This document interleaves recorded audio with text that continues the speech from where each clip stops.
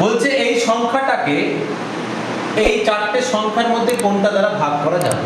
যখনই এই ধরনের প্রশ্ন পাবে কি করবে, কমন নিয়ে নাও। কোনটা? এই প্রথম ছোট সংখ্যাটা কমন নিয়ে নাও। তো 3 এর মাথায় 20 কমন নিলে কত হলো? এই জায়গাটায় আছে 1, 20টা 3 নিলে কত 3 থাকবে? একটা 3।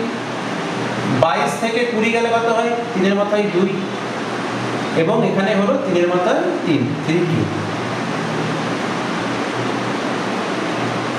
এটা কত হয়? 1, 3, 3 এর স্কয়ার কত হয়? 9, 3 এর কিউব কত হয়? 27। আর যদি এটাকে আমরা যোগ করি তাহলে যোগ করলে কত হবে? যোগ করলে হবে 40। তাহলে বলো এই সংখ্যাটাকে কত দ্বারা ভাগ করা যাবে? 13 দিয়ে যাবে না, এই সংখ্যাটাকে 10 দিয়ে ভাগ যাবে। কারণ 10 দিয়ে যদি ভাগ করি 10 4 কত হবে? 40। তাহলে অপশন হলো আমাদের এটা 10 অ্যান্সার।